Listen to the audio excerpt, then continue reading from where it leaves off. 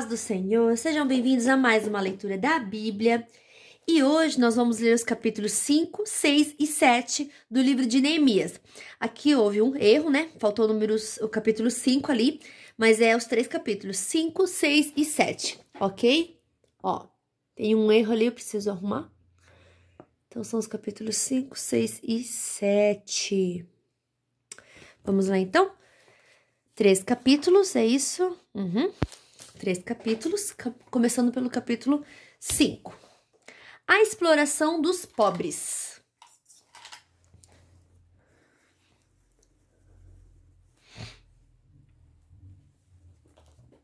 Algum tempo depois, muitas pessoas, tanto homens como mulheres, começaram a reclamar contra os seus patrícios judeus.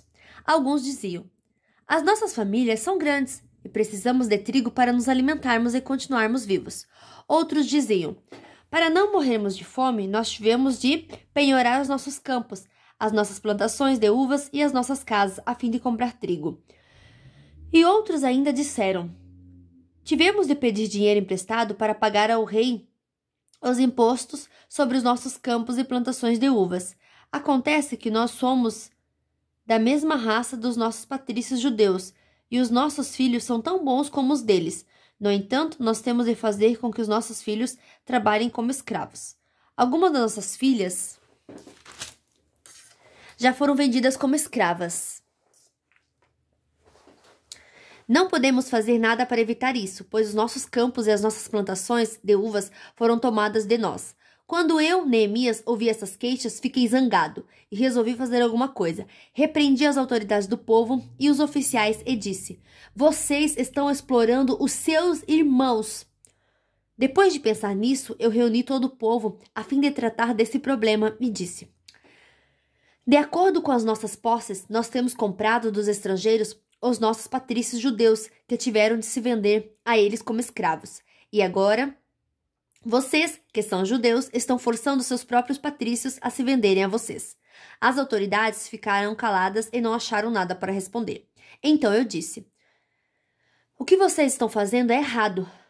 Vocês deviam temer a Deus e fazer o que é direito, em vez de caçoar de nós. Eu e os meus companheiros e os homens que trabalham para mim temos emprestado dinheiro e trigo ao povo. E agora vamos perdoar essa dívida. Portanto, vocês também perdoem todas as dívidas deles, dinheiro, vinho ou azeite. E devolvam agora mesmo seus campos, as suas plantações de uvas e de oliveiras, e as suas casas. As autoridades responderam: está bem, nós vamos fazer o que você está dizendo. Vamos devolver as propriedades e não vamos cobrar as dívidas. Então eu chamei os sacerdotes e fiz as autoridades jurarem que cumpririam essa promessa. Depois tirei a faixa que eu usava na cintura e a sacudi e disse: é assim que Deus vai sacudir qualquer um de vocês que não cumprir a sua promessa. Deus tirará dele a sua casa e tudo o que ele tem e o deixará sem nada. E todos os que estavam ali disseram: amém, que assim seja. Aí louvaram a Deus o Senhor e cumpriram a promessa que haviam feito. A bondade e a honestidade de Neemias. Durante os 12 anos em que fui governador da terra de Judá, desde o ano 20 do reinado de Artaxerxes até o ano 32, nem eu nem os meus parentes comemos a comida a que eu tinha direito como governador.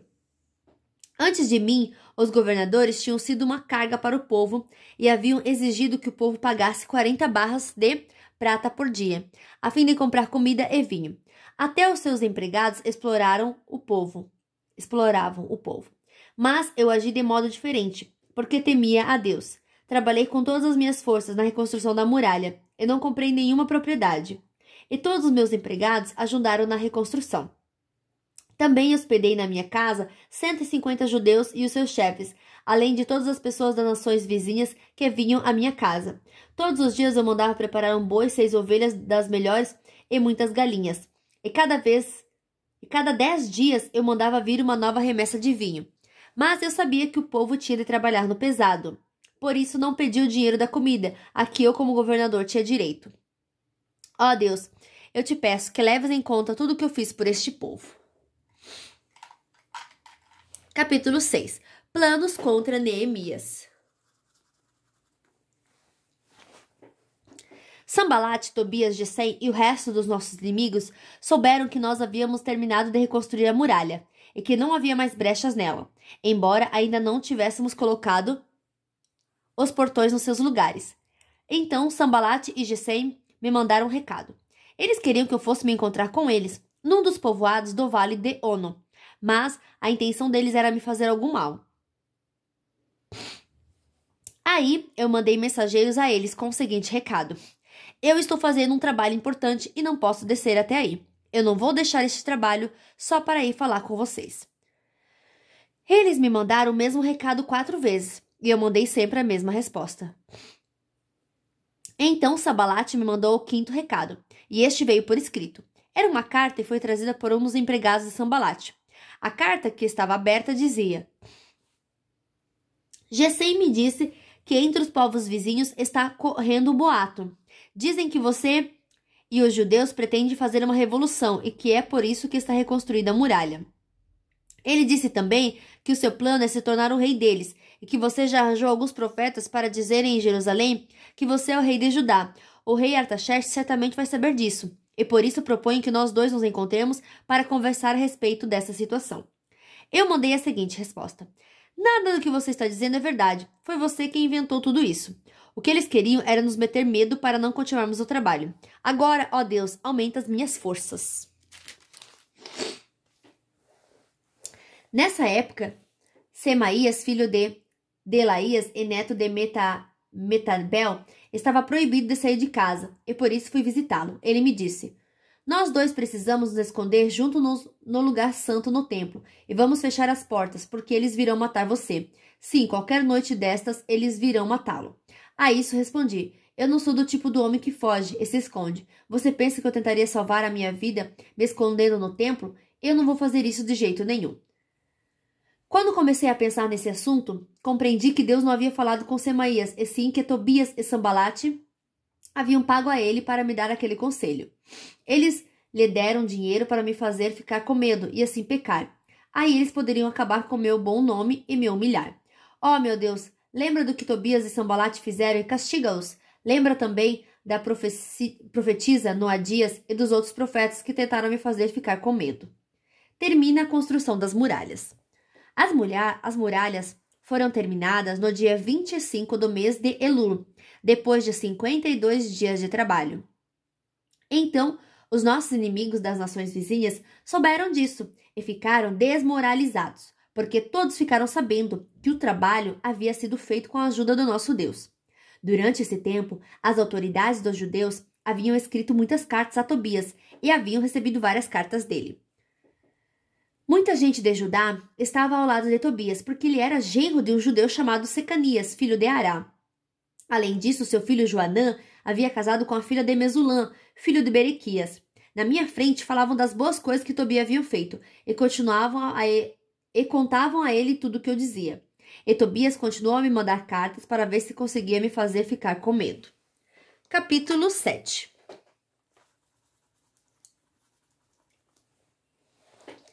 Agora as muralhas estavam reconstruídas e os portões estavam todos colocados nos seus lugares. Foi marcado o trabalho dos guardas do templo, dos cantores e dos levitas, para governar a cidade de Jerusalém. Eu coloquei 2 homens, o meu irmão Anani e Ananias, o oficial comandante da fortaleza. Ananias era um homem fiel e temia Deus mais do que qualquer outro.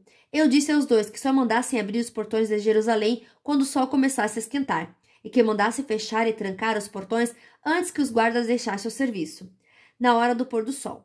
Também ordenei que escolhessem guardas entre o povo que morava em Jerusalém. Alguns deles deviam ficar de guarda em certos lugares, e outros deviam tomar conta da área em frente das suas próprias casas. Lista dos que voltaram do cativeiro. A cidade de Jerusalém era grande, mas não tinha muitos moradores, e eram poucas as casas que já haviam sido reconstruídas. Deus pôs no meu coração a ideia de reunir todo o povo e os seus líderes e as autoridades para verificar os registros das suas famílias. Eu achei o livro de registros do primeiro grupo que havia voltado da Babilônia. São estas as informações que havia no livro. Entre os israelitas que o rei Nabucodonosor da Babilônia tinha levado como prisioneiros, havia muitos que eram da província de Judá. Estes voltaram para Jerusalém e Judá, cada um para sua própria cidade. Os seus líderes eram Zorobabel, Josué, Neemias, Azarias, Raamias, Naamani, Mordecai, Bilsan, Misperete, Bigvai, Neum e Baaná. Esta é a lista dos grupos de famílias do povo de Israel que voltaram da Babilônia, sendo indicados o nome do chefe e o número de pessoas de cada grupo. Parós, 2.172. Cefatias, 372. Ará, 652. Pate e Moabe, descendentes de Jesua e de Joabe, 2.818. Elom, 1.254. Zatu, 845. Zacai, 760. Binui, 648. Bebai, 628. Asgade, 2.322. Adonicam, 667. Bigvai, 2.067. Adim, 655. Ater, que também era chamado de Ezequias, 98. Assum, 328. Bessai, 324. Arife, 112. Gibeão, 95. Também voltaram as pessoas cujos antepassados haviam morado nas seguintes cidades: Belém e Netofa, 188. Anatote, 128. Bete Asmavete, 42. Kiriat Jearim, Sefira e Beerot, 743. Ramá e Geba, 621. Micmas, 122. Betel e Ai, 123. A outra Nebo, 52. A outra Ilão, 1254. Arim, 320. Jericó, 345. Lode, Adide, Eono, 721. Senaá, 3930. Esta é a lista dos grupos de famílias das sacerdotes que voltaram no cativeiro. Gedaías, descendentes de Jesua, 73. Imer, 1052. Passur, 1247. Arim, 1017. Grupos de famílias de levitas que voltaram do cativeiro. Jesua e Cadmiel, descendentes de Odavias, 74. Músicos do templo, descendentes de Asaf, 148.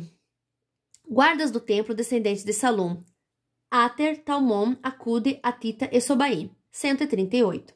Grupos de famílias de servidores do templo que voltaram do cativeiro. Zia, Azufa, Tabaote, Queros, Sia, Padom, Lebana, Agaba, Salmai, Anã, Gidel, Gaar, Reaías, Rezim, Necoda, Gazã, Uzá, Passeia, Bessai, Meunim, Nefissim, Baquebuque, Acufa, Arur, Baslite, Meia, Arsa, Barcos, Ciceratama, Nessia e Atifa. Grupos de famílias dos servidores de Salomão que voltaram do cativeiro. Sotai, Soferete, Perida, Jaala, Darcom, Gidel, Cefatias, Atil, Poquerete, Azebaim e Amon.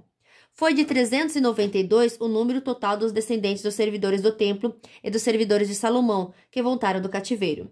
Havia 642 que pertenciam ao grupo de famílias de Delaías, Tobias e Necoda, que voltaram das cidades de Tel-Melá, Tel-Arsa, Querube, Adom e Imber, mas eles não puderam provar que eram descendentes de israelitas.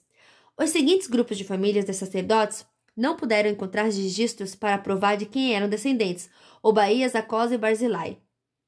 O antepassado do grupo de famílias de sacerdotes de Barzilai havia casado com uma mulher do grupo de famílias de Barzilai, da cidade de Gileade, e havia tomado o nome do grupo do seu sogro. Como não tinham meios de provar que eram seus antepassados, eles não foram aceitos como sacerdotes. O governador judeu disse que eles não poderiam comer da comida oferecida a Deus, até que houvesse um sacerdote que pudesse decidir a questão por meio de Urim e Tumim. O número total dos judeus que voltaram foi de 42.360. Seus escravos e escravas, 7.337. Cantores e cantoras, 245. Cavalos, 736. Mulas, 245. Camelos, 435. Jumentos, 6.720. Ofertas para a reconstrução do templo. Muitas pessoas deram dinheiro para ajudar a pagar o custo da reconstrução do templo.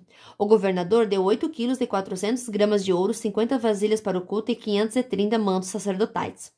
Os chefes dos grupos de famílias deram 168 quilos de ouro e 1.257 quilos de prata. O resto do povo deu 168 quilos de ouro, 1.142 quilos de prata e 67 mantos sacerdotais. Todo o povo de Israel começou a morar nas cidades e povoados de Judá. Eram sacerdotes, levitas, guardas do templo, músico, algumas pessoas do povo e os servidores do templo. Fim da nossa leitura de hoje. Que Deus abençoe poderosamente a sua vida e até amanhã. Tchau!